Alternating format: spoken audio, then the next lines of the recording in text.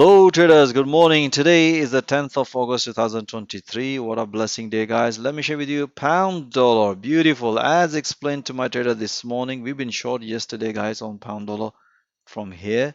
Bank some profit. But if you look at the price action here, there's a bearish was struggling.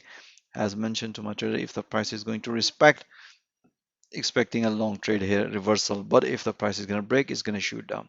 Let me explain to you guys how we analyze the market and enjoying this long trade through intraday analysis point of view. Pretty straightforward this morning.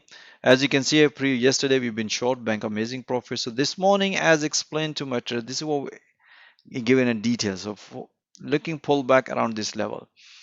And if you don't see the pullback, let the market break and keep taking a pullbacks. That's what I explained. As you can see, we haven't seen any red candle here. That's why our interesting intraday system help us. So you can see here the price nicely broken. After the breakout, as mentioned, look for another pullback. Price broken previous high, develop another pullback. Bank amazing profit. Hit to the profit target.